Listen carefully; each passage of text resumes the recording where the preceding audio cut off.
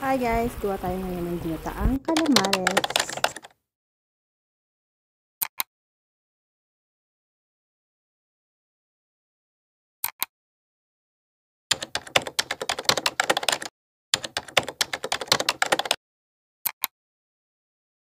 Kailangan natin ng sibuyas, bawang, luya. Ito na ang mga ingredients. Lagyan natin ang ating kawali sa ating pan. Maglagay tayo ng mantika. Igisa lang natin ang ating mga ricado. Haluin at igisa ang palabasin natin ang ating aroma.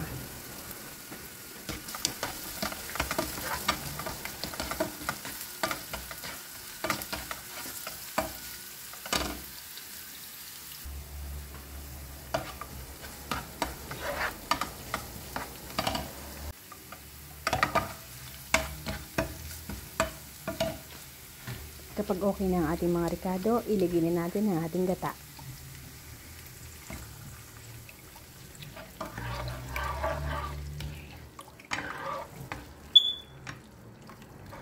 Then, kailangan natin i-maintain ang paghalo hanggang sa magmantika na ang ating gata.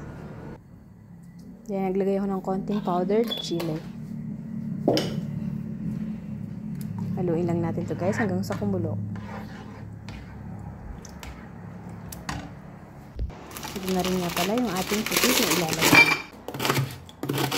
Hiwain na natin yung ating frozen pusit.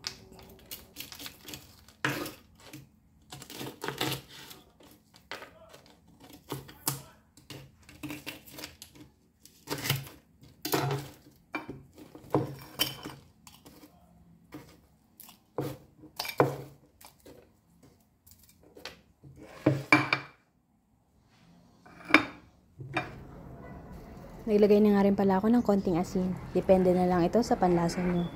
At kumulo na nga ang aking gata, nilagay ko na ang aking pusit. Dapat nga pala, pinakuluan ko pa ng husto bago ko nilagay ang aking pusit para hindi siya ma-overcook.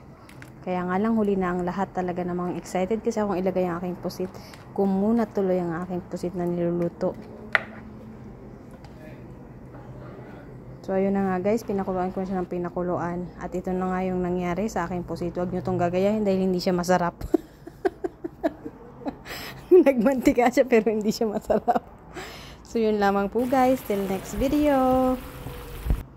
Thank you for watching guys. Don't forget to like and subscribe and press the bottom bell for my next video. Bye!